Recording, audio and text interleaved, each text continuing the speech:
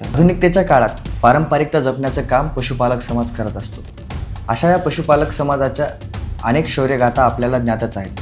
पशुपालक समाज त्यांच्या लोकसाहित्यातून, लोकपरंपरांच्या माध्यमातून लोकसंस्कृतीवर प्रभाव टाकत असतो।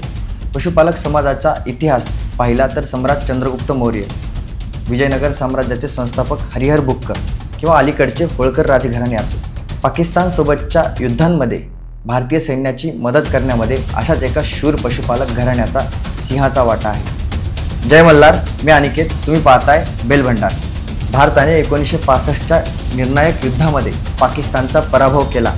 या पराभवामध्ये प्राणाची बाजी लावली म्हणजे ते रणछोडदास पागी। रणछोडदास पागी हे राबरी समाजातून येतात। राबरी समाज हा पशुपालक समाज आहे। मूलतः उंट आणि म्हशी पाळणे हा त्यांचा व्यवसाय आहे। कच्छच्या वाळवंटाला लागून पाकिस्तानची सीमा आहे। या सीमालगतच्या भागांमध्ये पाकिस्तानी सैन्य घुसखोरी करत असतं। या सैन्याला घुसखोरी करण्यामध्ये उंटांची मोठी मदत होती। राबरी समाजाच्या लोकांना उंटांचा गाढा अभ्यास असतो।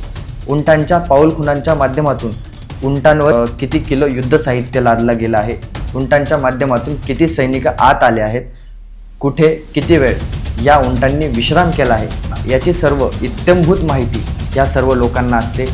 रणछोडदास पागी यांनी जीवाचीही पर्वा न करता 1965च्या युद्धामध्ये भारतीय सैन्याला मदत केली आणि तिरंगा उंचावला। 1965च्या वेळी पाकिस्तानी सैन्यानं महत्त्वाच्या पोस्टी काबीज केल्या होत्या। त्यामध्ये विद्याकोट नावाची एक पोस्ट होती। विद्याकोट पोस्ट पाकिस्तानने काबीज केली असता भारतीय सैन्याला विद्याकोट पोस्ट ताब्यात घेण्यासाठी पाकिस्तानी सैन्याची माहिती हवी होती। याची माहिती घेण्यासाठी त्यांनी रणछोडदास पागी यांना मदत मागितली। रणछोडदास पागींनी त्यांच्या उंटांच्या पाऊलखुणांच्या ज्ञानाच्या माध्यमातून 1200 सैनिक कुठे लपले आहेत, कुठून आले आहेत याची माहिती भारतीय सैन्याला दिली। पाकिस्तानचे 1200 सैनिक भारतीय सैन्याला गावले आणि भारतीय सैन्याने त्यांचा खात्मा केला। पाकिस्तानला धूळ चालली। 1965ला तिरंगा गगनात उंचावला। या सर्व गोष्टींमध्ये रणछोडदास पागी यांना सर्वात मोठं क्रेडिट जातं। सीमावर्ती वाळवंटी भागामध्ये या पशुपालक समाजाचं प्रभुत्व सिद्ध झालं। 1971च्या युद्धामध्ये भारतीय सैन्याला निर्णायक विजय प्राप्त करण्यासाठी पालीनगर पोस्टवर तातडीने पोहोचायचं होतं। परत एकदा राबरी समाजाने भारतीय सैन्याला मदत दिली। वेगवान आणि सुलभ वाट पालीनगर पोस्टपर्यंत आखून रणछोडदास पागी यांनी सैन्याला दिली।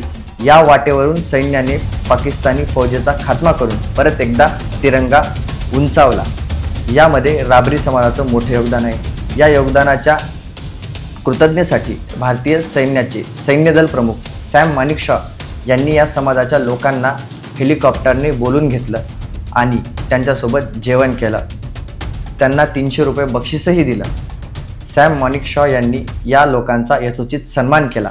पुढे 1998 साली या समाजाने मुशर्रफ नावाचा उंट भारतीय सैन्याला पकडून दिला।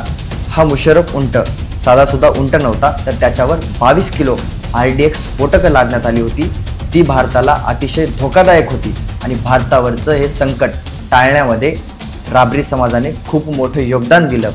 या सन्मानार्थ त्यांना अनेक पदकं मिळाली। संग्राम पदक, समरसेवा स्टार पदक आणि पोलीस पदकांनी त्यांचा सन्मान करण्यात आला। दरवर्षी स्वातंत्र्यदिनी बासनकाठ गावामध्ये तिरंगा फडकवण्याचा मान राबरी समाजातील पागी लोकांना दिला जातो। त्यांच्या या अचाट शौर्याबद्दल भारतीय सैन्य त्यांच्याशी कृतज्ञता व्यक्त करतो आणि तिथल्या स्थानिक पोलिसांनी सुद्धा रणछोडदास पागी यांच्या सन्मानार्थ बासनकाठच्या पोलीस स्टेशनला रणछोडदास पागी यांचं नाव देण्यात आलं। आजही 540 जण राबरी समाजातील भारताच्या सीमेचं रक्षण करण्यासाठी तैनात आहेत आणि पाकिस्तानच्या मुसक्या आवळत आहेत। तुम्हाला हा व्हिडिओ कसा वाटला कमेंट करून सांगा। लाईक, शेअर आणि सबस्क्राईब करायला विसरू नका।